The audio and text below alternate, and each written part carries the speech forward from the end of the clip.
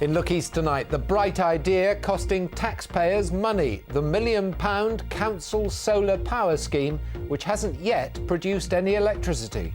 Hello from Susie and me. Also tonight, more pressure on the region's ambulance services as MPs voice their concerns. More than 100 children are left without a school after a government U-turn.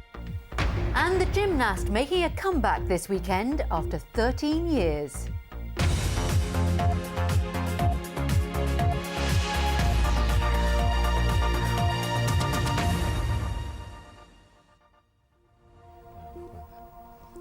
Hello, one of our councils has come under fire for investing in a £1 million solar panel scheme which hasn't yet made any money. 2 years ago, Peterborough City Council agreed to borrow £1 million to pay for solar panels to be put up on the former Freeman's building. The money to be paid back over 25 years. But today it emerged the panels don't work and no electricity has been generated. Critics say the failure of that scheme has raised questions about a council plan to borrow even more money to build 3 giant solar farms. A way to help cash-strapped councils make potentially serious money, using empty roof space to harvest electricity.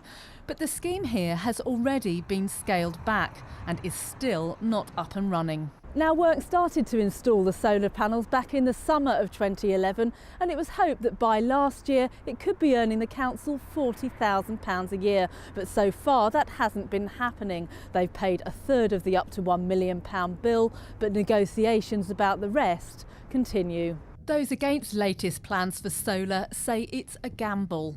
We could be looking at bankruptcy within 5 years because there is no alternative contingency put in place. And this whole scheme, they're reliant on this scheme to earn the money for the city for the future. And if it goes wrong, then the city's finished. It's not the only project underway, with plans for a 900-acre solar farm outside the city. It could cost £300 million to build, it could generate £30 million profit, and that would be £115 million with plans for wind power. But here there's also been a problem. The council will have to stagger plans because of a possible archaeological discovery on one of the sites. One farmer says he hopes all land will be thoroughly surveyed. Yeah, do they know what they're going to find? I don't even know what's 6 foot under this ground, and I've worked on here for 37 years. I mean, you just don't know.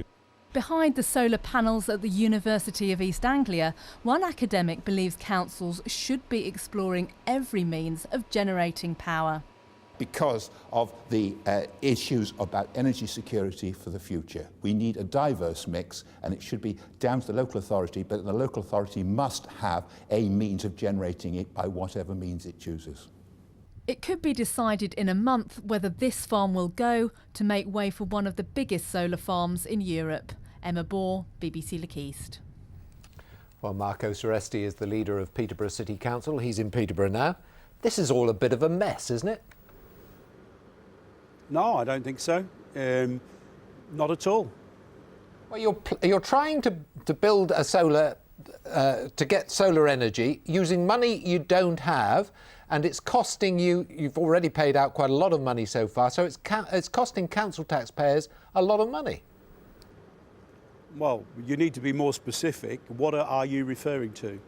Well, on the old Freeman's building, first of all, we're talking about that one. Ah, right, OK. We're talking about the Freeman's building. Well, we've only paid the 300,000 out of the 900, nearly £1 million that the original contract was for. There have been some issues with it, and as you very well know, it was the very first contract that we issued. We have nearly another 20 sites in the city that now are generating energy and are working perfectly well. There were problems with Freeman's. We are negotiating with the contractors. I am pretty confident that we'll get that sorted, and I don't believe there will ever be any detriment to the council. But we are in negotiations, and we will see what happens. You've spent £300,000 and you're getting nothing back, and you say that's not a detrimental thing for the council? No, I'm saying to you that we spent £300,000, and worst case scenario will be that we'll get the £300,000 back. if we succeed in our negotiations and resolve the issues with the panels on the roof, then they will go on to produce what we expected they were going to produce in the first place, and everybody will be happy. But the council's not going to lose money. People say that you should now think again about the other solar farms. Well, you know, I am thinking all the time about the other solar farms. We've got to remember that solar technology is a proven and tried technology. Everybody who understands what we're facing in the future will say to you that local authorities need to generate energy for their own energy security. That's what we're trying to do for the city. It's an ambition that we have to be self-reliant in renewable energy, and this is one way of achieving it, and also making money for the people of this city, for us to be able to provide frontline services, the sort of thing that our people need. But you're going to be spending £300 million and borrowing £300 million to do that, and the total profit is about £30 million over a long period. No. You need to get your facts right.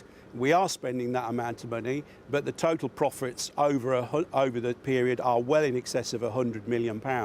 And that is an average of £4 million a year plus for the people of our city. It is a very, very good scheme. It is extremely well guaranteed. At the moment, I see no reason other than planning, and the planning committee will make its own decisions as to whether or not it should go ahead. Mr. Suresti, thank you very much for being with us this evening. Thank you.